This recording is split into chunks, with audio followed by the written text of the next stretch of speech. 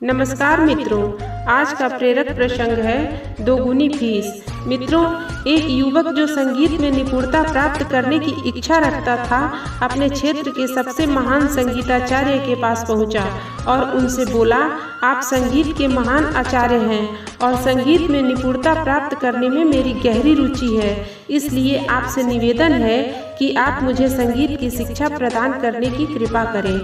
संगीताचार्य ने कहा कि जब तुम्हारी इतनी उत्कृष्ट इच्छा है मुझसे संगीत सीखने की, तो आ जाओ, सिखा दूंगा। अब युवक ने आचार्य से पूछा कि इस कार्य के बदले उसे क्या सेवा करनी होगी। आचार्य ने कहा कि कोई खास नहीं, मात्र 100 स्वर्ण मुद्राएं मुझे देनी होंगी।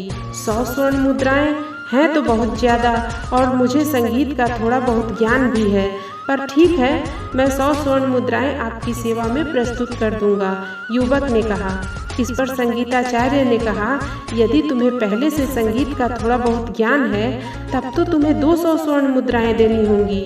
युवक ने हैरानी से पूछा, आचार्य, यह बात तो गणितीय सिद्धांत के अनुकूल नहीं लगती और मेरी समझ से भी परे है। काम कम होने पर कीमत ज्यादा?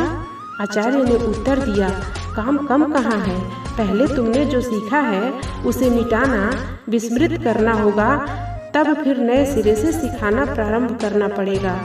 अतः इस कहानी से हमें शिक्षा मिलती है कि वस्तुतः कुछ नया उपयोगी और महत्वपूर्ण सीखने के लिए सबसे पहले मस्तिष्क को खाली करना, उसे निर्मल करना जरूरी है, अन्यथा नया ज्ञान उसमें नहीं समा पाएगा।